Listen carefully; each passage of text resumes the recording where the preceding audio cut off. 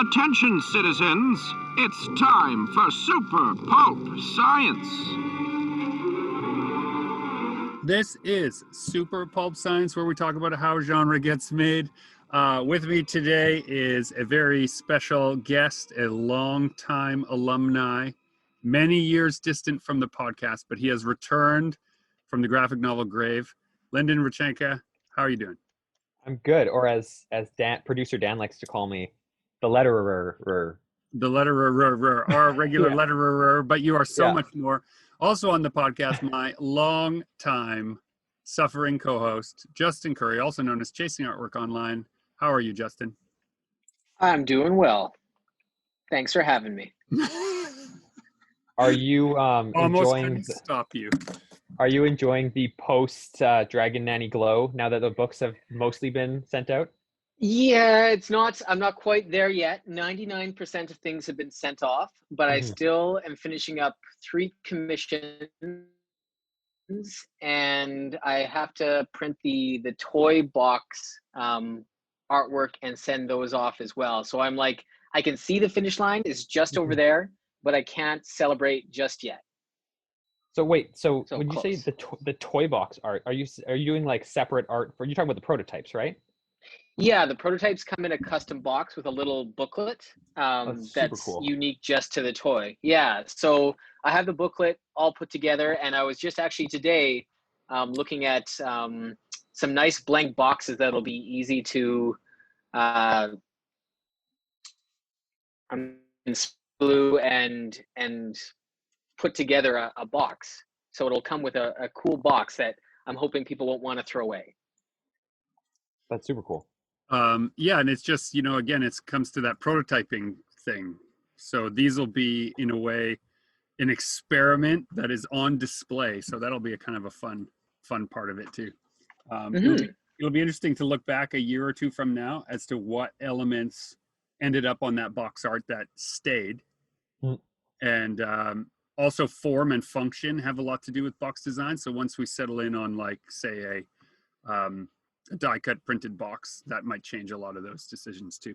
So yeah, since we're only getting 10, it doesn't make sense to really get into like box printing or anything like that, but I'd love to one day be looking at a custom box print job for like 100 to 500 unique boxes with like a little plastic window, like that kind of endeavor. So that's the goal for someday, but right now we're just doing one-offs. The Chasing Artwork Toy Company. Yeah. Now you got it. That's right. So, Lyndon, we have not just brought you here to ask us about how great our Dragon Nanny thing went. Oh, that sounds pretty great.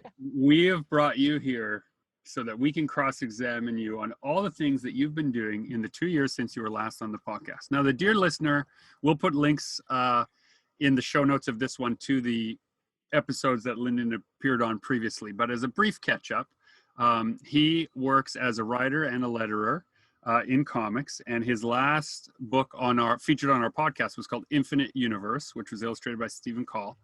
And since then, he's been doing a ton of writing, development in comics. Why don't you just give us the laundry list real briefly, pun intended, and then we'll pick on the ones we want more information about. Yeah, okay. So since Infinite Universe was crazy, because that's 2.5 years ago.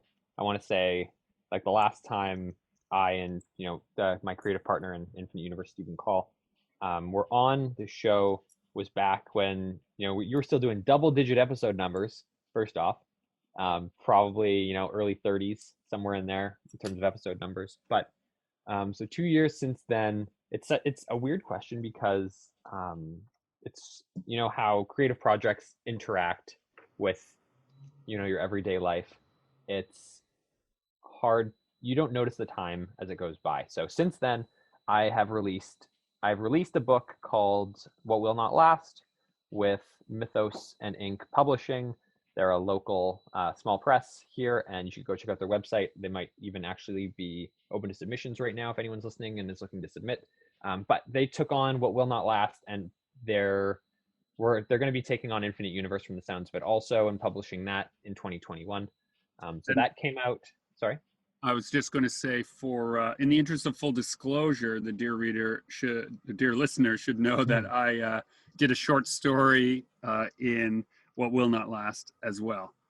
So I have a vested interest in you seeking it out and purchasing it from Mythos and Ink. It was a fun story, I think, if my memory serves. Yeah, it was great. Great little horror story. Aside from that, so that book was released by them this past summer, July 2020. And over the past year, I've been developing a number of other books. Two with Stephen Kaul. We're working on a sci-fi called There Was Another Life, and then a sort of multi-genre. Right now it's a single issue, but we're hoping to expand it into more of an ongoing series called The Laundrymen.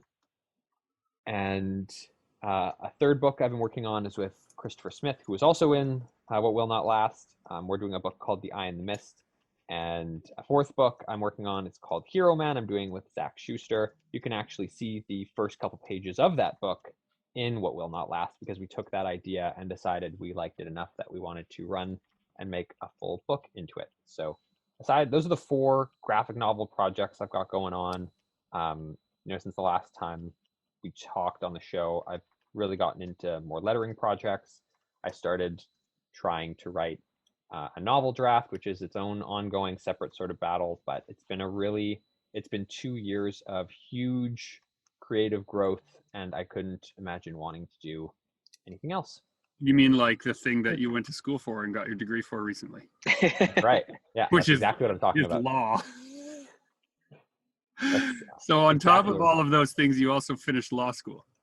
I did. Yeah. I finished law school. I worked in the field for a year.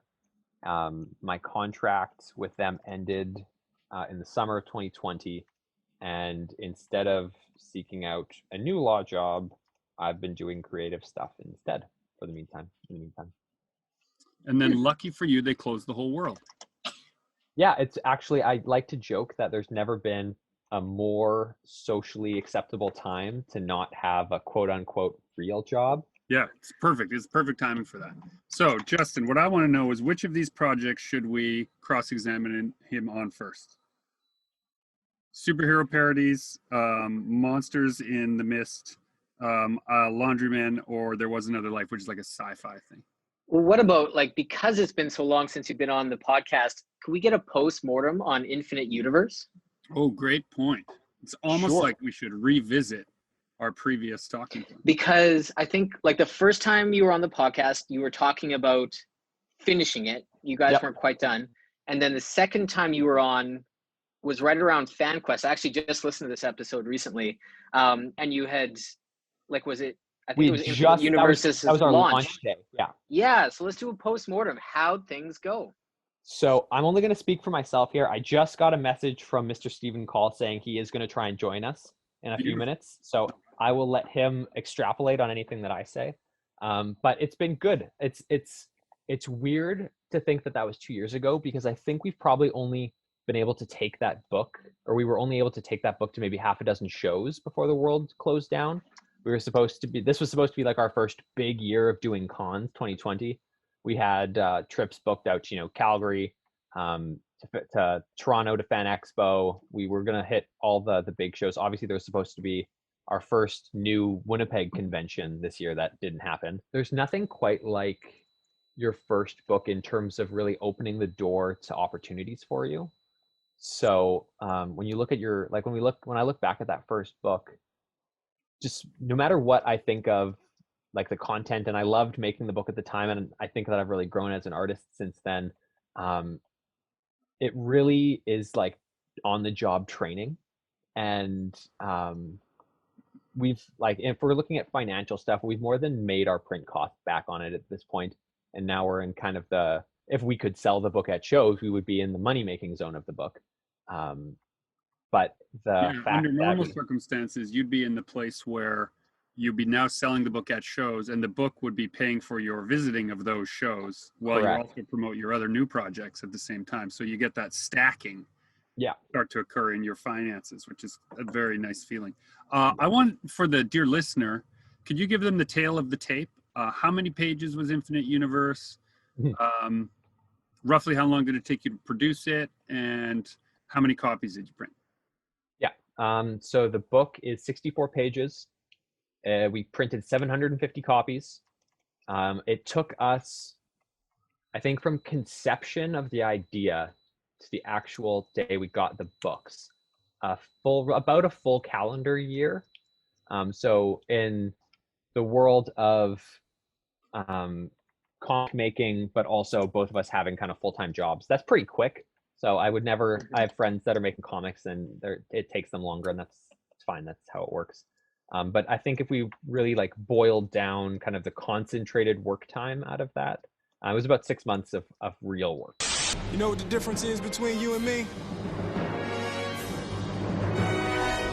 I make this look good. And then after that, you put together a little anthology project. I say little, but it actually also turned out to be a nice sizable project. Yeah, so that was what will not last. It's 44 pages, so I mean it's not huge by any means, but I got to work with you, Gregory, and Stephen came on board to do sort of an epilogue chapter of our Infinite Universe story. But what that book, I got to work with Christopher Smith and Zach Schuster, and that I call it a weird little book, but I mean I love that book. It worked in so many practical ways, because outside of just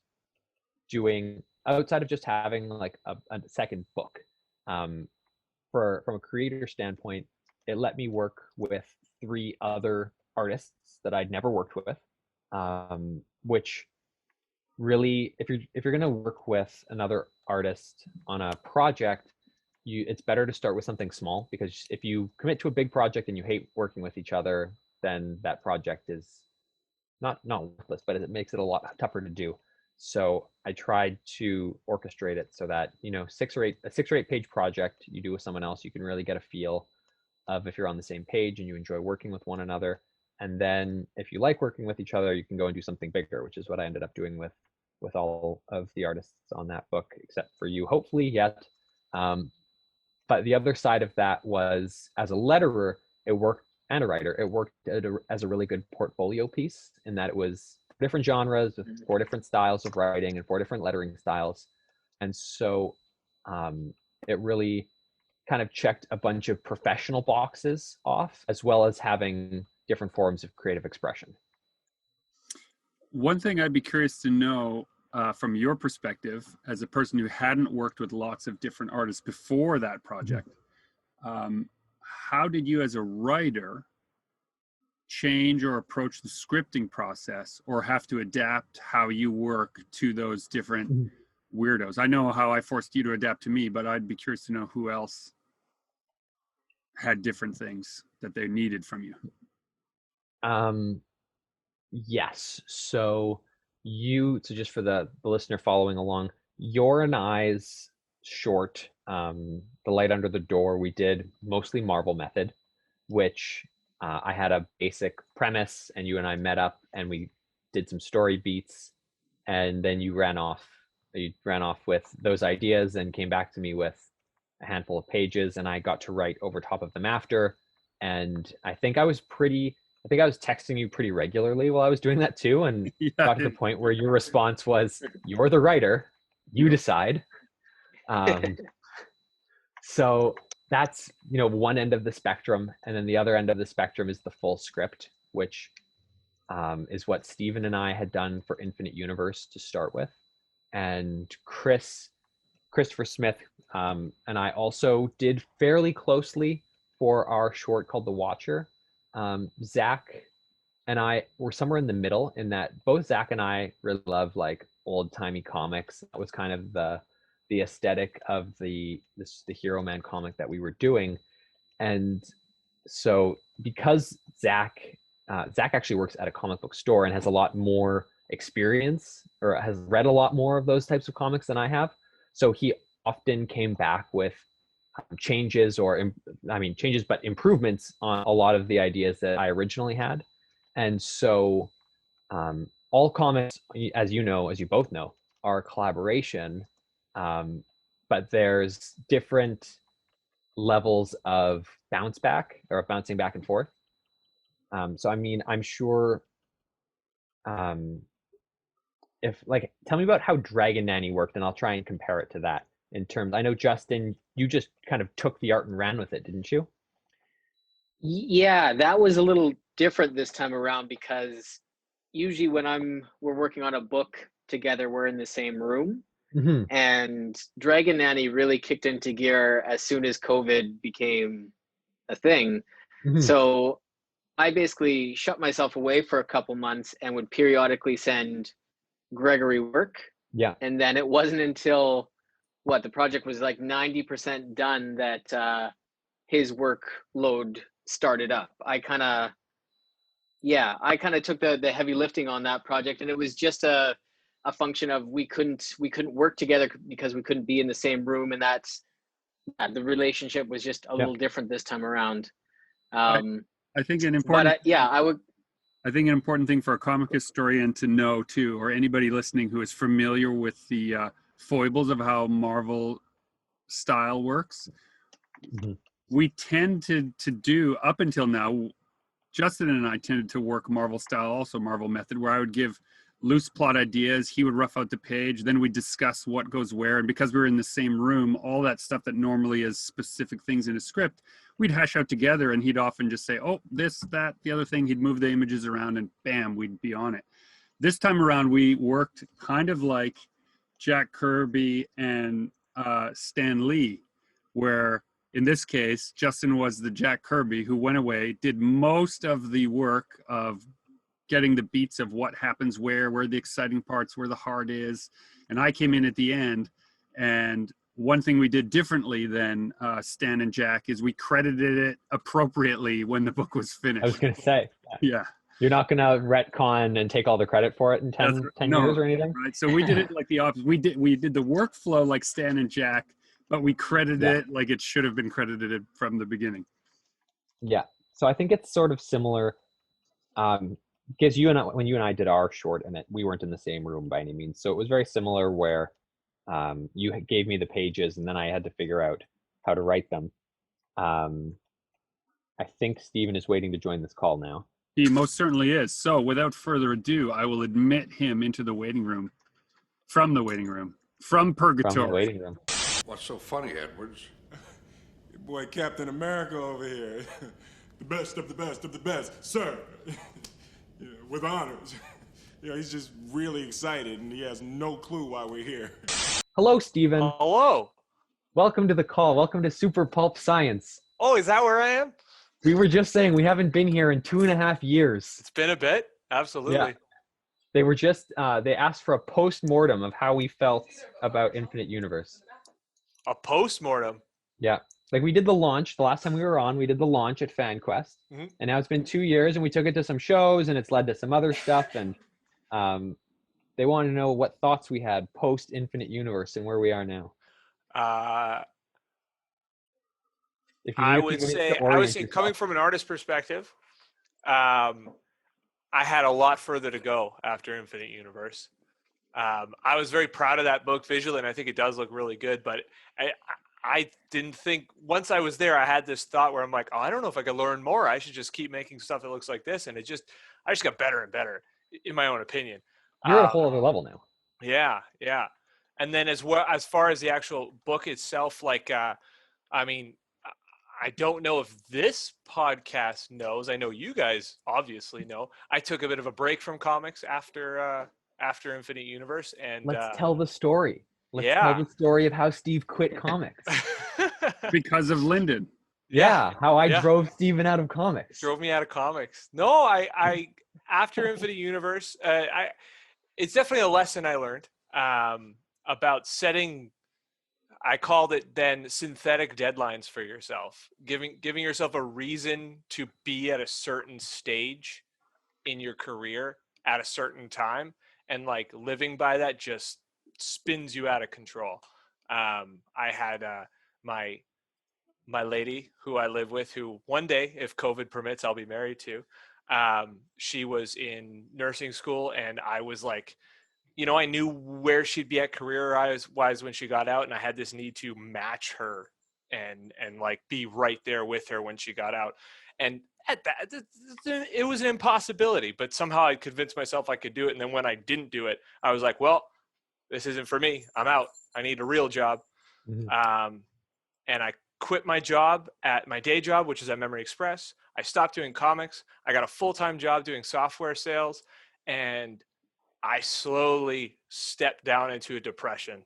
I don't know if it was depression per se, but I just stepped down out of control in my brain, and I realized it was because I wasn't drawing every day or every other day at the very least. I was doing something I wasn't really enjoying, and pushing myself for goals I wasn't interested in.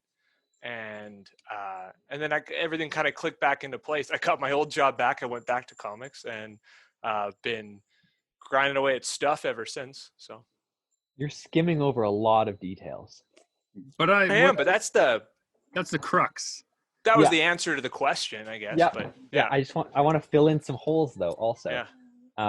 Because right before you joined us, I was talking about What Will Not Last, the anthology comic with everyone else. Yeah. And what we don't, and I don't know if I've said this to you before, if I've said it to anyone before, but that book exists because you quit comics. Yes. Yeah. Because what had happened was shortly before you had told me that, we were talking about doing another book, and I had talked to a couple of other people like Zach and Chris about maybe doing something in the future, but we weren't really pursuing it very hard. And when you decided that you were going to step back, this is where we talk about writers versus artists. As a comics writer, I can't make comics without an artist. Like if you, Steven, wanted to make a comic, you could do all your own art and you could write your own book and you could make your own book. Yeah. I can't do that. So when you stepped back, I had to look around and at the landscape that I had at the time and try and chart this new path forward. You even started teaching yourself how to draw. Yeah, I mean, that quickly fell by the wayside because it takes so much work to do, and I would like to come back to it eventually, but it hasn't happened yet. Oh. But yeah, it very much came down to a position of like, you realize in that moment kind of how powerless you are in the industry if you don't have the full skill set. Sure. So it really drove me into making that second book. And then I remember you and I we went out for drink one day to catch up, and you just kind of like casually slid in that you had started to think about doing comics again. Yeah. That was that when you got back from Paris or something?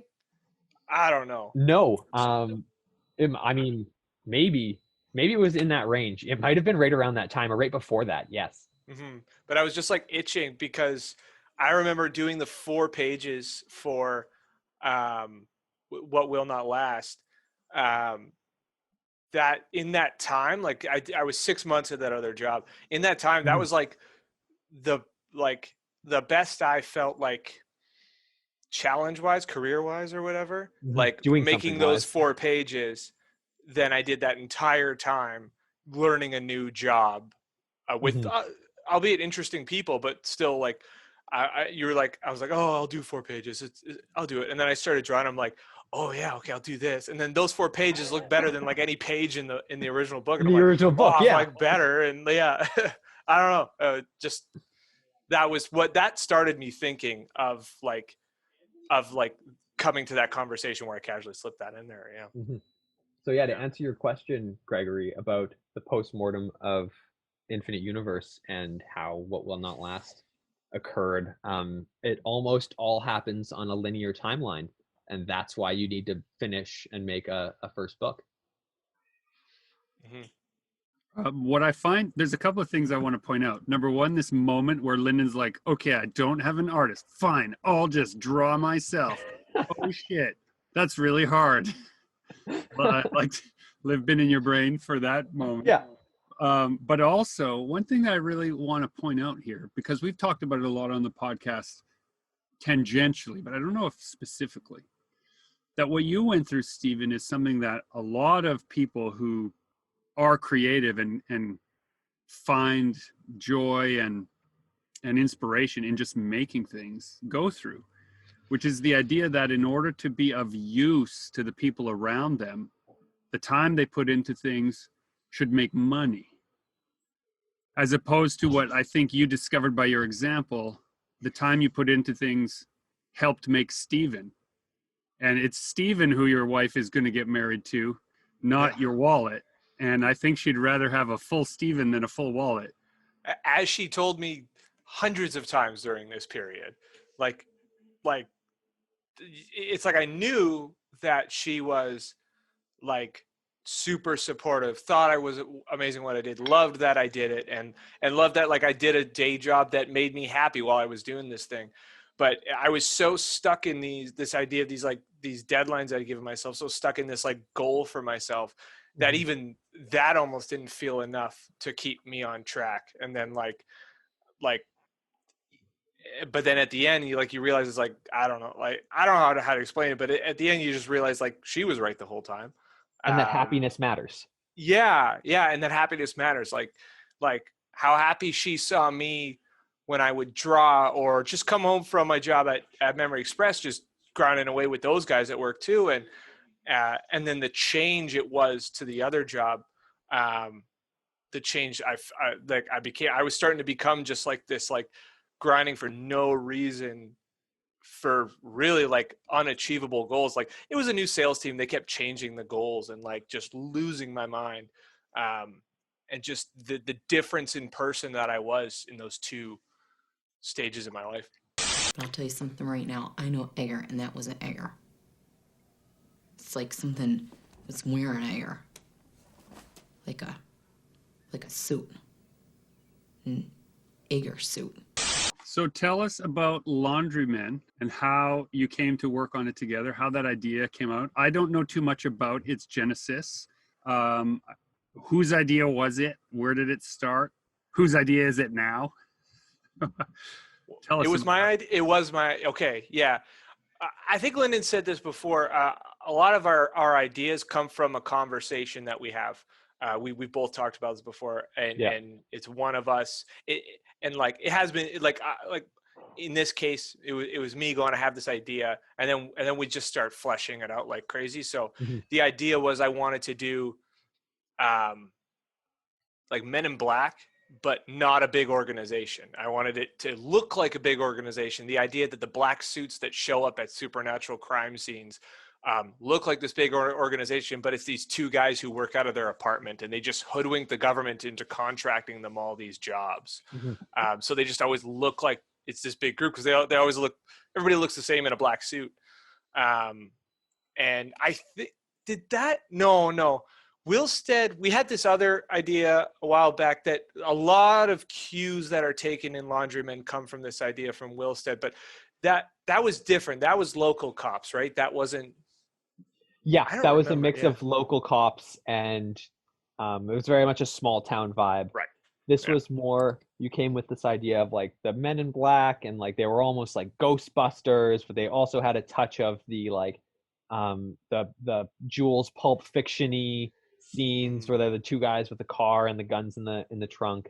And we started to flesh out this idea of these two guys, like you said, that work out of their apartment, and they do all this like supernatural stuff. And it eventually in our conversation started to snowball into really a type of not quite X-Files type thing, but a project that was very much could be multi-genre, or X-Files meets supernatural type book.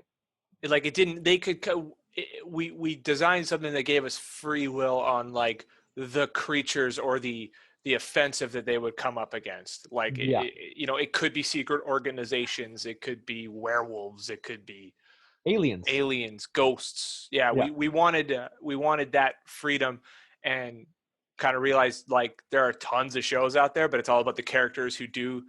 It's all about Dean and Sam or Mulder and Scully, like the characters who do it, and like the way they are with each other. And then it's the monster of the week idea that we really liked. So the concept of the Laundrymen, what I really what draws me to it is that versatility to it, that we can cross-pollinate different genres. We could do, in a pure hypothetical, we could be doing a crime story where the guys are tracking down something that's mob related, and then we find out that the mob is actually run by aliens type thing. Like, you can do anything in that sort of Or landscape. a grand sect of wizards. Yeah, so you can do anything in that landscape. So Steven and I were lucky enough that we got some grant funding for it from the Winnipeg Arts Council, and we have been chugging along on it, chipping away at it for the last couple of months. Hopefully, we put in for some more grants, and I think the idea is There's more to apply for next spring too, right? Yeah, as long as grant money comes in for it, we can continue to keep doing it, and we'll just keep doing it as long as we can. Because ostensibly, with that sort of world, you can tell an infinite number of stories. One thing I liked about the idea of Laundrymen was that all this stuff it's happening in the normal world that we live in, but it's two guys keeping it under wraps the entire time. So it's completely unbelievable, but yeah. I wanted to ask, like, when Gregory and I usually start a story, a lot of times the match that starts the fire is a single drawing. Like, a single image will kind of then be the starting point for the rest of the story. Yeah. With you guys, was it the writing that came first for this project, or was it some drawings that started it all off? I think it's almost never drawings. It's an idea. I'd like to say it's always that idea conversation where we just we do a literal story break, like inadvertently. We'll be going to buy comics. One of us has the idea, and then we just start breaking down that idea. Like There Was Another Life. We did it sitting at a convention table. Yeah. Like, if I all of our story breaks are, one of us comes to the other one with an idea. Like, in this example, it would be like, hey, what do you think of this idea of these two guys that solve supernatural crimes, and they're kind of like the Ghostbusters or like the FBI, which was, like, I think was the main idea that you were talking about at the time. Oh yeah, like small business. Yeah. And my response is always, first off, why is that different than something that already exists? And, like, how can we make it cool? How can we make it fun? Yeah, lots of cigarettes. I mean, if we said it at the right time, then sure. Yeah, and ambiguous time frame too. Old cars, new tech, that's yeah. But one of I think it was actually Gregory gave me this idea when we were talking about stories once. I was trying to describe a story idea to Gregory, and his response to me was, "So how's that different than anything else that already exists?" Yeah. Like, what's really the point here? Well, and it wasn't just to cast shade. It was just that sometimes people will talk about the big overarching themes and ideas of a story without getting into the nitty gritty. Like, you could really take, say, like, two genre shows like Supernatural and X-Files, and you could really say they're essentially the same show. Yep. Right? What makes them different is what makes their fans engage with them. Right? And so if you ask yourself, like, what's different? Ask yourself right now, pick your favorite show, dear listener, or novel series or video game you're playing. And if you were to make a story with that exact same plot, how could you get away with not being sued? What were the changes that you'd have to make so that it would be uniquely yours? Right? Daredevil and Batman are pretty damn close as characters, right? But it's the unique changes in their drives and their motivations that actually propel them into story after story after story that doesn't feel like a copy of the other thing. Yeah, so just in that vein, and I've heard from a professional standpoint, and I've read / heard conflicting opinions on the elevator pitch that is, X thing meets Y thing, which is just two, like, you're trying to describe your concept as two pre-existing IPs. And some people are very for that because it kind of gives you a brief glimpse into it. And some people are very much not for it because it's, I don't remember exactly what the criticism was. Maybe it was that it didn't show enough originality, or it didn't really tell you what's going on in the project. But I've heard very conflicting opinions on it, and I just wanted to know what your opinions were on it. as with most things, writing is about knowing who your audience is. And so if you are pitching to people who have not very much time and are greenlighting a lot of projects or red lighting a lot of projects, they need to know very quickly what the flavor is. And it can be extremely useful in that regard to say, you know, Laundryman is X-Files meets Ghostbusters plus Home Alone, you know, just throw something else in there. To give you a sense of what it is that the structure of the story will feel like, even if those aren't the real beats. People who are saying like, oh, I hate doing that, or I don't like doing that, or they really don't like it, they're right not to, because it doesn't really encapsulate the originality of a new story, right? You can take any book off any shelf and find something to compare it to and then try to pitch it that way, but it's not. You're not really describing it. That's right. Yeah, What we find is really useful is when a person only has 3 minutes, like say at a show or in a brief conversation or even online, to sum up your story quickly in a way that categorizes the audience, right? We were saying, what was our Dragon Nanny line, Justin? Wally meets... It's Land Before Time. Oh, yeah. Wally meets Land Before Time. Yeah. I think more so, like, not just to pitch a project, but I use elevator pitches more for speaking at like a show or to somebody who's not in the same, who doesn't speak the same language that I do, you know, that isn't into comics and sci-fi and fantasy. How do you describe these stories to them? Well, you try to find a common language that they'll understand, like movies or famous books. Like it's kind of condensing your ideas down so somebody who doesn't live in your world can understand. That's what I find they're useful for. That makes sense. People who are looking for gifts love those kinds of little summations, right? Because what they're saying is like, oh, I'm looking for a gift. Oh, well, I know my husband or daughter or wife or girlfriend or on and on and on really likes Ghostbusters. So we'll give this a shot. Yeah, you almost need to, as soon as you attach a household name to something you're working on, people can then grasp at it, you know, grasp the idea. So it's just another example then of marketing to pre-existing audiences, which is, from what I understand, the reason why most movies nowadays are sequels or reboots, because people are already familiar with the property. It's definitely made of the same stuff. Yeah. I mean, and it's, you know, we're being quite reductive, but the idea here is that anything you need to do to make someone standing in front of you really see what's in front of them can be useful. The problem is that we have a hard time in society separating what is good from what is our favorite, as Howard Chaykin likes to point out. And so there are plenty of people who sometimes see those comparisons to very popular things as actually reducing them to just popular items. And why this is important is because some things are cool, so they're popular, and some things are cool because they are popular. And if somebody is of discerning taste, comparing it to simply something that's well known can be a very big turnoff to someone who's looking for something new. So you kind of have to know your audience, you know? Yeah, that makes sense. At TCAF, for example, the Toronto Comics Arts Festival, better to tell your full pitch and what's really going on in your story than it is to compare it to something else, because people are looking for originality there.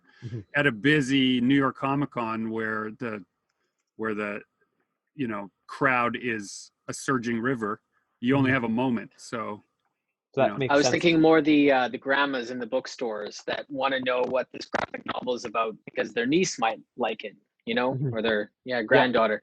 Yeah, those are the most common conversations that I pull out, the elevator pitch type conversation. And that makes sense, because now that I'm thinking on it, it might the criticism of the elevator pitch that I read may have been when I was reading Save the Cat this past year, which is, you know, a screenwriting book, And I think the writer was not a fan of elevator pitches when they're looking for original ideas. No, for sure. Yeah. And when you're dealing with producers, some of them love those kinds of reductive pitches. And some of them, the moment you do it, they feel like, oh, is that all you got? That's as creative you can be as compared to something else? Okay, well, don't waste my time. So it really depends on your audience. We had an unauthorized landing somewhere in upstate New York. Okay, keep your ears open on this one. We're not hosting an intergalactic kegger down here. Now, Stephen, I have a question for you. How do you draw? What do you draw on? What is your preferred medium? Digital. Digital. I do everything. I've got a 22-inch Wacom tablet right here. I do everything on here. Which is new. You were just talking about getting that, I think, the last time we spoke in person. You hadn't pulled the trigger on it yet, though. Yeah, I think so. Yeah, because I had a small one, and it was the one with the built-in computer. And so it had like a battery, but I never used the computer. And then eventually the charging port cooked the LVDS cable that connects the screen to the computer, and it just died on me. So yeah, I got this guy, the big one, which bigger is better with these things apparently, which I'm sure you know all too well, Justin. And yeah, this is what I use. And then Photoshop would be my software of choice. Are we just looking for the practical or like actually how I draw? Well, both things. I'd be curious to know in Photoshop, do you design your own brushes? Are you using a mixed set of brushes? What's your favorite line point? Like I want some deep nerd tool dive here.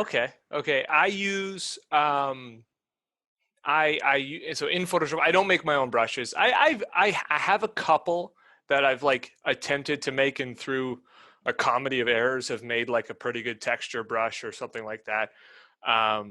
But for the longest time, I used Kaul brush, who he was independent for a while, and then Adobe like bought him or something. So his brushes come with Photoshop CC now. And then there's a company called True Grit brushes, or True Grit is, I think it's True Grit.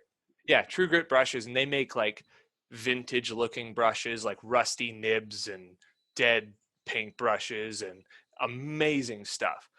So I use one of those, but for the longest time, I would just use like a digital sketch pencil brush to draw everything. And then inking, I would just use I guess it's just a circle shrunk right down on dissolve, because I don't like having all the aliasing and stuff, just because sometimes you have to select all the ink and change the color, or select a certain amount and match it. And I don't like when you do that, then you have all these little white dots everywhere, and then you got to go in and select everything. Yeah, I hate it. So yeah, and then, but for Laundrymen, I'm using a slightly distressed brush, just to experiment. I don't know how it's going to come out on print. It looks pretty much the same. I get a little bit more of like a fade with it though, because like when I like pull off the page, it kind of fades as opposed to just stopping, which is pretty cool. Isn't that a function of the pressure sensitivity of your? It's like it's like pressure sensitivity is linked to opacity and fill and something else I can't remember, but yeah, so it makes it look like you're using a pen and you're getting like better tails on your brushes and stuff. But that's pretty much it. And then coloring, I don't think I color traditionally, like not like, I don't think I color like a lot of other digital colors. I could be wrong, I might, but from what I've seen, I don't. Like I flat like everybody else, but I can't really explain how I do it, but like I cover it in gradients and textures, and I'll use like halftone brushes, or like brushes like the Kirby Crackle or whatever it might be, and then I'll like select it and delete it so that I have all the selection of everything I've done, and I'll like fill it or use a different brush inside that selection to make like create like textures and stuff like that. It's hard to explain, but if you looked at the art that I'm doing, you kind of understand what I mean. But I'll like, yeah, I don't know, crazy fills and stuff. So you can't look at it because you don't post enough of it on the internet. He gave us a thumbs up. Yeah, that's right. Take that, internet. It's not for you yet. Gregory, did I hear you say recently that you started drawing on a tablet? What? Yeah, a little bit. So I'm doing. You mean that little 5-inch one on your laptop, like this? No, that's in my trackpad, and that's hold on, how big is that? That's like 6 inches, right? 6 by 6. Yeah. Which is quite wonderful to use. So for the dear listener, I mostly just draw on the pad on my laptop, but lately I've been wild. just with like the tip of my finger, just drawing away. But been experimenting with a new drawing process, which is really as simple and reductive as my old drawing process. When I like take a Uniball pen and I draw it in my sketchbook, it makes what is the rough equivalent of a 5-point rounded line on Photoshop.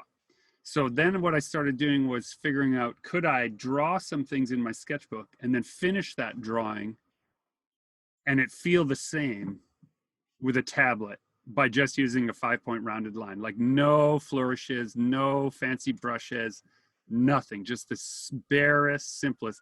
And if I couldn't make it look and be as fun as drawing in my sketchbook, then I have no use for a tablet. Get the hell out of my life. So I've been experimenting. I've had the time this year to do that experimentation, and I've been really liking it. But one of the reasons why I like it, I realize, is because of one of the reasons why I don't like drawing with a tablet or on screens.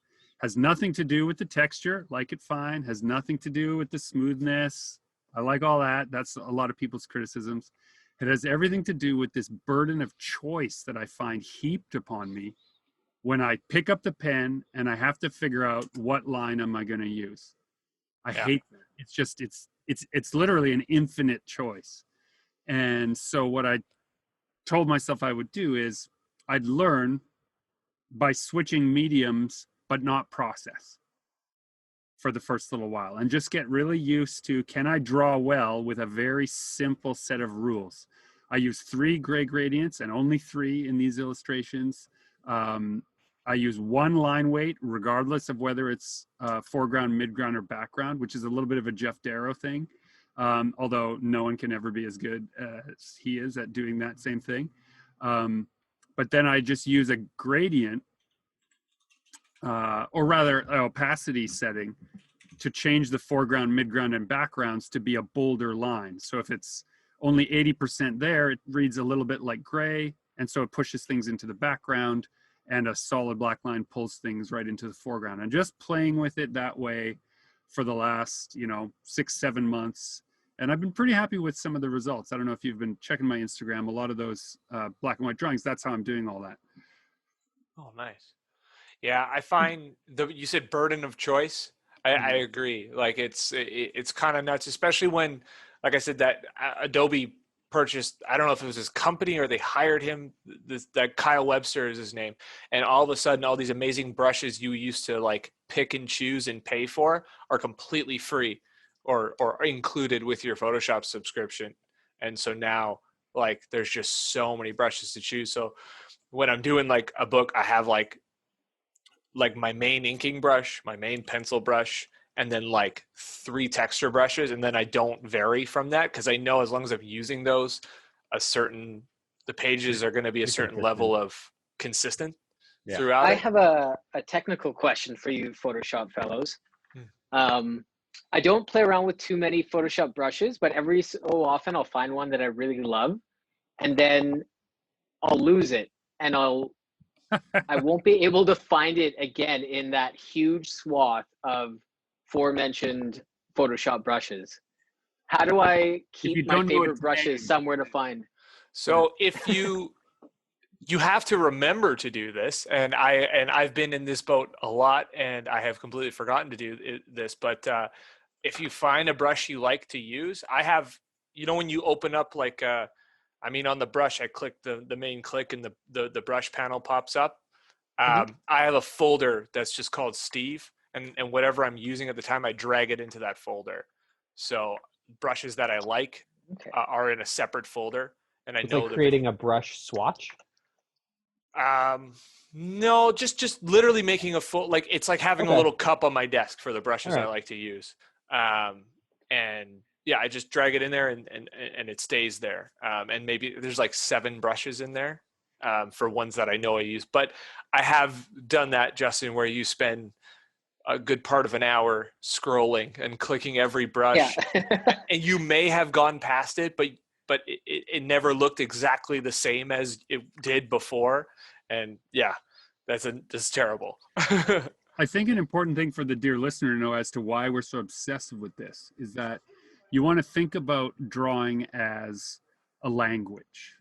And once you learn how to speak the language you use to make line and form and shape and composition, certain line weights and certain line textures translate well in your brain when you see them. You can immediately extrapolate a single mark into an entire illustration in that and have it affected by that line.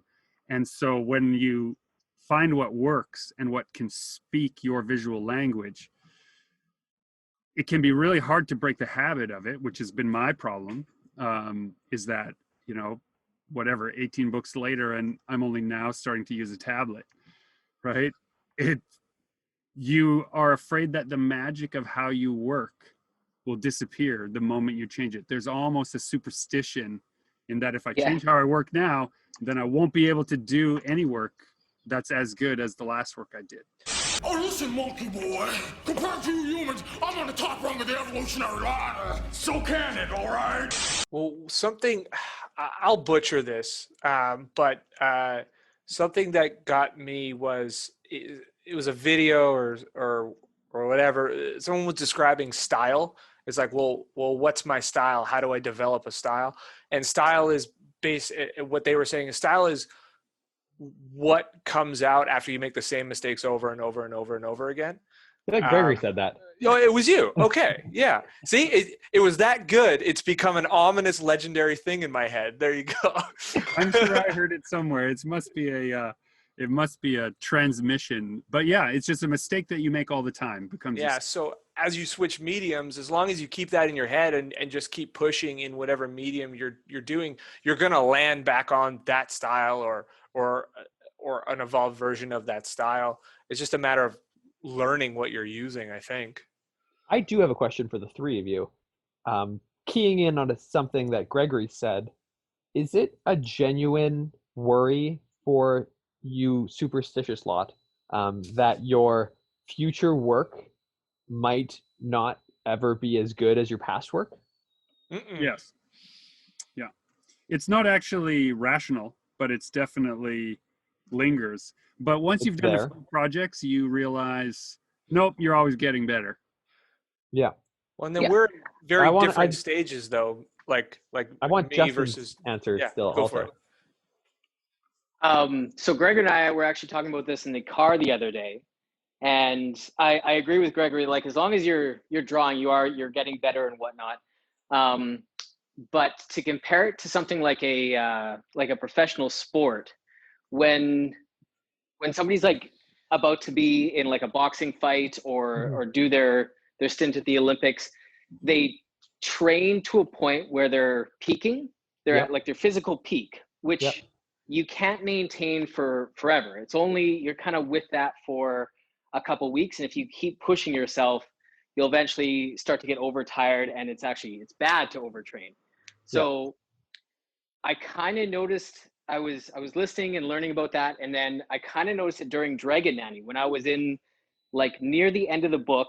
It was a 104-page graphic novel. I'd never drawn anything quite to that scope and worked on it quite as steadily as I did that project. And like around page 70, 80 to 100, I was more efficient and seemed to be just getting things done so much smoother and better than ever before. And even now, like a couple months later, like I don't feel like I'm quite that anymore. Like I was just in such a zone for a couple weeks in that book, and I don't have it again. So I think there are peaks and valleys in your productivity and your skill set. So that was just something neat I noticed about myself in that project and working after. Well, the only reason I ask that question is because it's very similar to a story that that Scott Snyder told me in the writing class that I took with him. For those listeners that aren't aware, that aren't comic readers, I guess. You're best friends with Scott Snyder? No. Scott Snyder is a well-known DC writer. He's known for writing Batman, and he's done a number of solo projects also. But I took a writing class with him at the beginning of the lockdown, and one of the stories he told us was about when he first got onto Batman, which was very early in his writing career compared to a number of other people that would get such a large title. And he was telling us about a conversation that he had with Neil Gaiman, actually, at one point, in which he was talking to Neil Gaiman about how he was worried that he wasn't ready yet or good enough to be writing Batman at that point.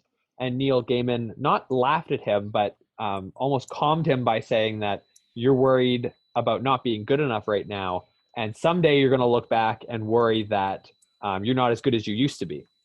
So it really is almost an indication of where you are in your career or where you are in your trajectory to have those sort of overlying fears or overarching fears, it seems.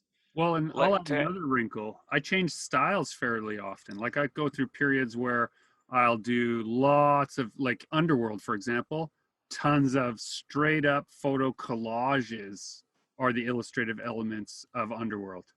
But then right after that, working on Midnight City, much more line work and drawing, and the collaging became background elements and texture and color. You could compare 2 pages of those books side by side, and it would almost feel like a different person had done both books. And the work I'm doing now on this Moon Patrol project, same thing. If you compare them, this is part of the conversation Justin and I were having as we were Santa-ing dragon nannies. What happens if people are like, oh, I've heard of this guy. Ooh, I like his work. And then they come to the new thing and the style is so different that it actually drives them off. And the analogy I would make here is we've all done that with musical artists. I was going to say that's something that happens in music very often. Yeah. And it can be, it can, in a lot of ways, it can be the end of people's careers if you change your style too dramatically.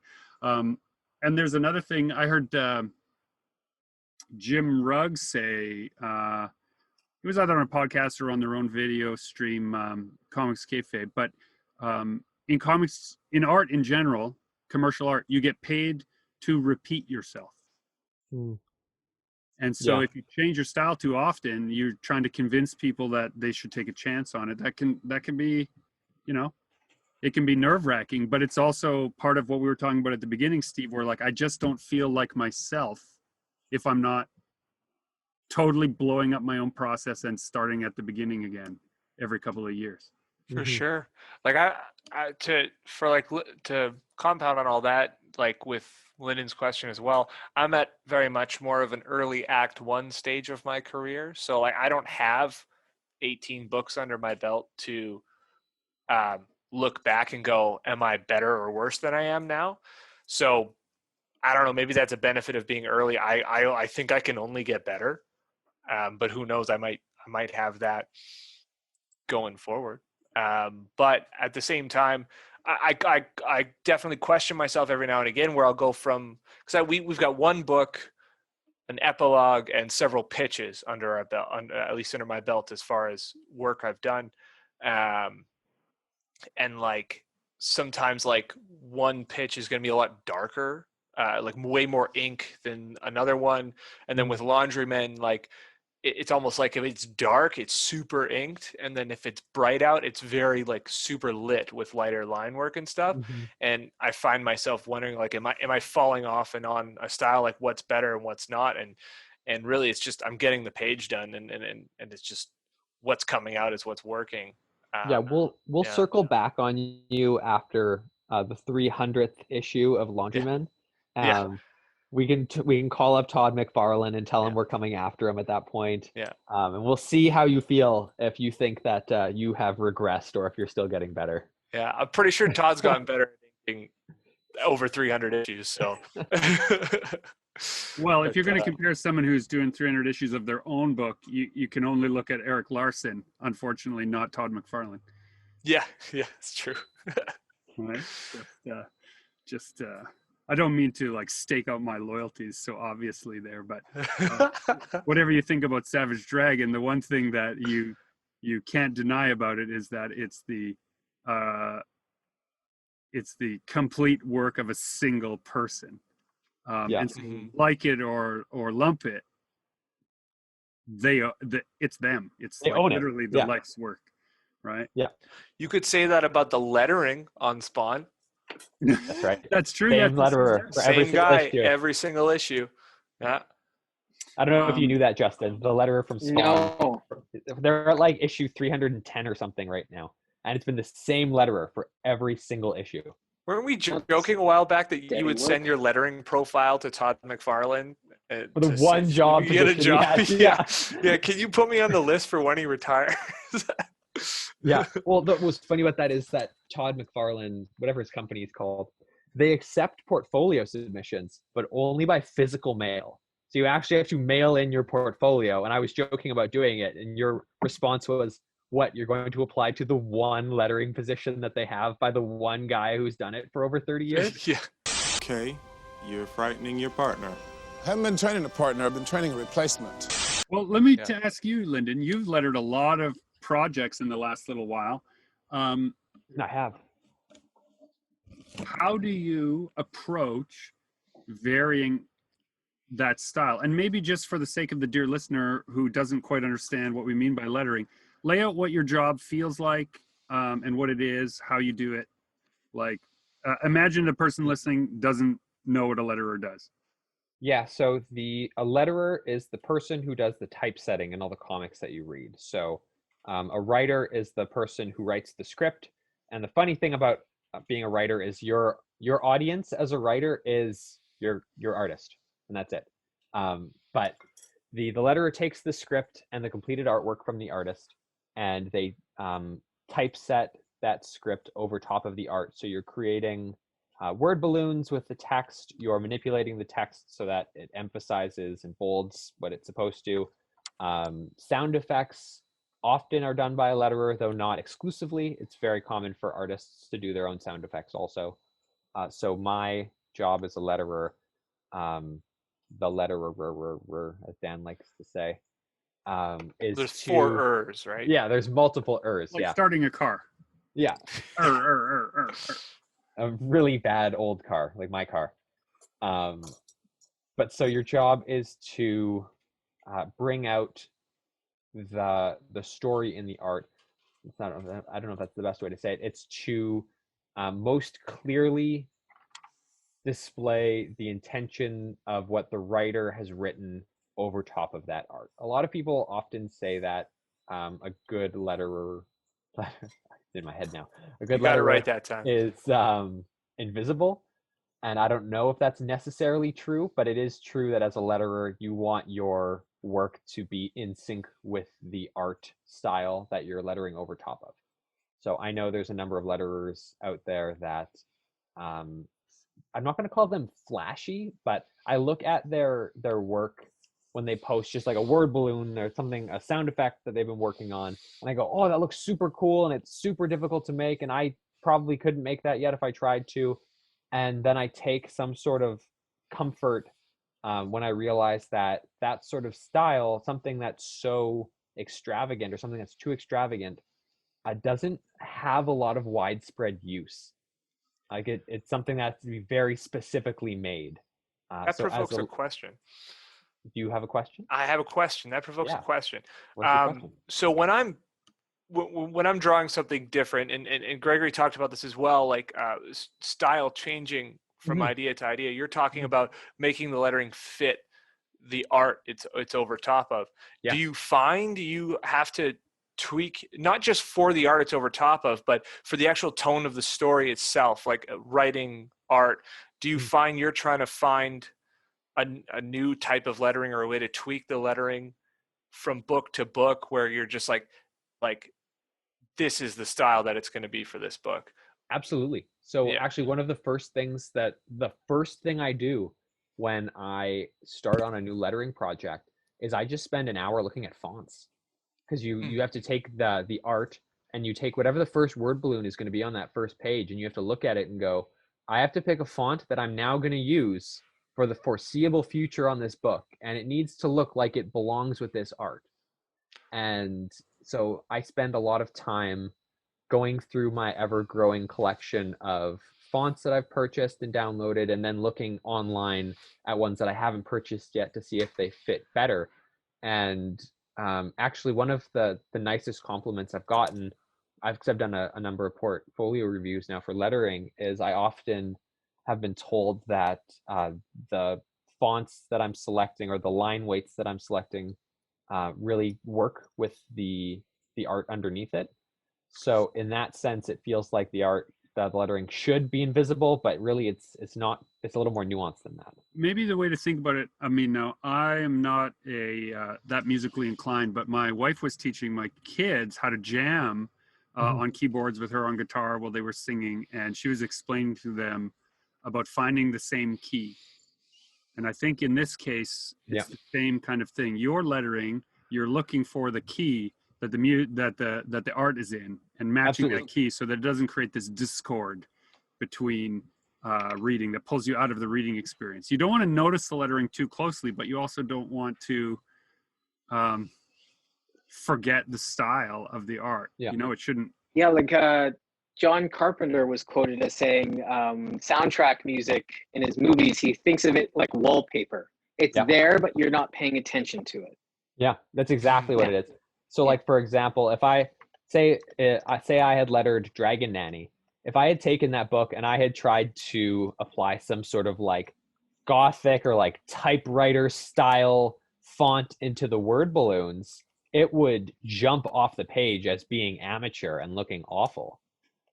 So it's things like that you have to be paying attention to when you're setting stuff out. Like Gregory, I've done a number of projects for you now, and I'm not going to say that you have a house style, but certain aspects of your projects are similar. And so I know kind of the sort of font types that I should be looking at for a lot of them. I'm not going to be going and pulling super like Comic Sans, comic-y fonts for your sort of projects when I can find something that's a little bit more noir, for example. Well, one thing I noticed about you as a letterer is that, and one thing I like is that you spend a lot of time decoding where the negative space is on the page, even if there's art there.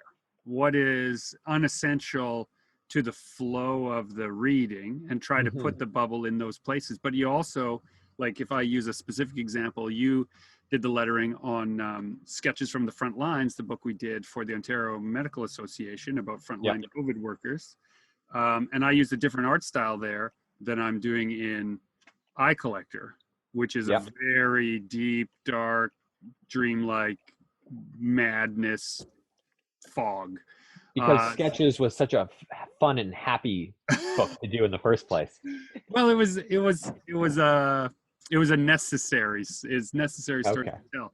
But the art was very light in that book, right? Like it's just, just blue washes and light line work and pretty straightforward storytelling. And there was kind of an economy of how you stack the bubbles so that, really what it came down to is that more people reading Sketches from the Front Lines are not comics readers. So there was this way you would stack, even though it was contrary to how I maybe think about comics, I got the sense that you were stacking it in a way that just made it easy to read for a person who hadn't read comics. This bubble above this block, above this bubble, above this block. Whereas in Eye Collector, it's for people who understand the medium a little better. And so, you have to let your eye lead you across the page. Yeah, I mean, that's one of the other things that is really involved with lettering is understanding how most people read comic books, and knowing that you're kind of the last person with any say on the direction that people are going to read through them. So, and it's, there's a thousand examples out there of ways in which like Kirby used his art to direct the way that your eye travels along a page. And it's similar to lettering also, where you always have to be cognizant that you're not placing word balloons in places that are going to get in the way or are going to drag people off course of that reading direction. So it's just another one of those things that you kind of have to keep in mind when you're working through your projects all the time. Like it's one of those things that you have to be constantly vigilant for. It's not something that you make a decision at the beginning, like a font, and then just let it ride out till the end. I have a specific lettering question. Hmm. So far in your lettering career, have you ever done the thought balloons? Have you done thought balloons yet? I have done thought balloons.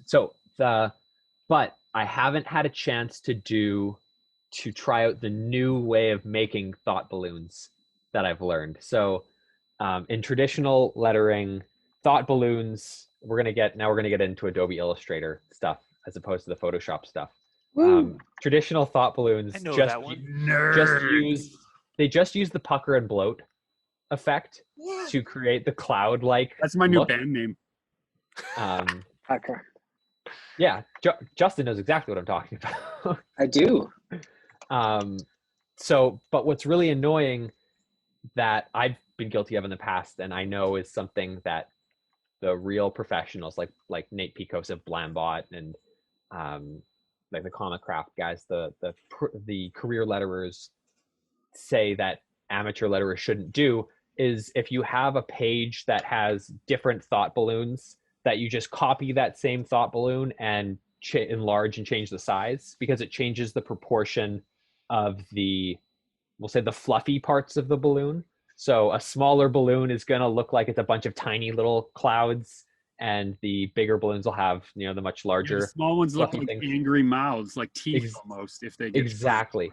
And so what they say is you should be recreating those balloons for every single size, and just have sort of a bank of different sizes that you can use and manipulate.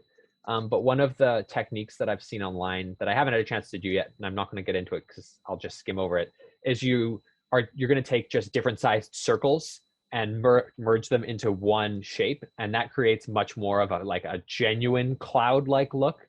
It's not uniform all the way around.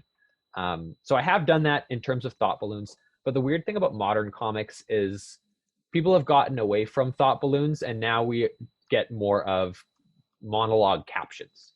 But yes, I've done them both. All right, we'll use pulsar level 5 with a subsonic implosion factor. What? Just shoot the damn Thing on the count of 3. 1, 2, 3. I have that Moon Patrol project. I've been thinking about just bringing back. I've never. Okay, so you've never done a thought balloon at the time when thought balloons were considered so passé, and so I just heavy into that narrative block, right? Which are essentially thought balloons without the ballooning. Yeah. But because I want this project to feel a little bit light and a little bit like those old romance comics, even though it has giant robots and monsters in it, nothing says an old school romance comic like a will she won't she thought balloon. And so this was my way of getting free advice without paying my letterer, I guess. Yeah, don't if you want to be lazy, just use the pucker and bloat, and if you want to make it new age, you can do it yourself now with the merge tool or whatever it is in Pathfinder. I got a lettering question based on the thought bubble thing. Okay. Thought bubbles, is it the idea of a thought bubble that was passé or is possibly still passé now, or is it the actual physical look of it that's passé? No, it's the look. Yeah. It's the look. So I would argue conversely that comics almost lean too heavily on narrative captions now when they're not using dialogue enough. It's just the look of it. Secondary to that question, then, I've noticed, especially with you see it a lot with Justice League based stuff, or at least the Scott Snyder Capullo stuff. I'm not like metal. They just do a thing where they establish early what each thing is, like what a Wonder Woman. They always have little icons in them, right? Yeah, so it tells you this background, this icon, but you're going to lose the icon eventually, and you're just going to get the color. So, like, if it's just the physical look of it, can't you just design a new thought bubble, establish it early on, and then just use that? Totally. You're a maverick, Steve. A maverick. What can I say? Are we ready? Are we ready for these innovations? Yeah. Couldn't you do like a wispy, like? You totally could, cloud? but that's actually A different concept. cloud. That concept, something that I learned in a creative writing class in the one creative writing class that I took is, if you want to use a rule, as long as you establish it to your reader early enough, you can carry it on through the rest of the book and no one will really question it as long as you're consistent. Yeah, you just have to have consistency for sure. I mean, one of my big consistent things that is 100% based on a visual preference when it comes to lettering. And I don't consider myself a letterer. I do letter, and I have lettered many of my own comics, and I did the lettering on, say, Will I See with Dave Robertson, things like that. But I don't consider myself a letterer because I don't like the conformity of how lettering is supposed to be. If it were up to me, word balloons would be round and like perfect spheres with their little tails off of them. That's how I did your first book.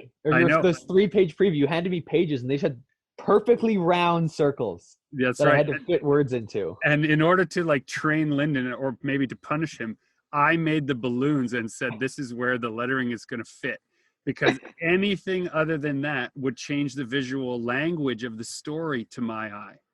I had decided exactly who would speak and where. And this story we're talking about had this monster where the tail of the word balloon went all the way into its mouth as if the words were issuing from deep in its throat, not from out of its mouth. And so I had this idea and I wanted it to be intact without any other input, aside from what the letter fonts looked like. So I'm a bit of a, what would you say, prima donna when it comes to some of that stuff? I like to think that our trust relationship has grown since then. I think so. Yeah, I think so. I'm toying with the idea of sending you Moon Patrol to see what you would do with the lettering. I've got a real smash up job, kind of like we did on Arena City, where I just I've been smashing in where things are going to be said, but I haven't built my proper lettering yet. And I guess maybe since we're going so far into process for the dear listener, what I do that way is when I'm making comics pages, I link them into an InDesign document so that the Photoshop document appears as the illustration. And then I make little blocks of text in InDesign and I just drop in who's saying what, where, in roughly the positioning I think it will fit, so that I know whether or not it's going to cover up a little or a lot of the art. And then I can rewrite it quite easily that way. And then I would send those, what I call shitty comics PDFs over to Lyndon, and he would decode that into, giving me something that passed as a readable, beautiful lettering pass. Does that sum it up? Shitty comics pass? So complimentary, a beautiful, readable lettering. Well, it really, especially Arena City had so many font needs. Weird. Yeah. It was weird, yeah. There's some weird stuff in there.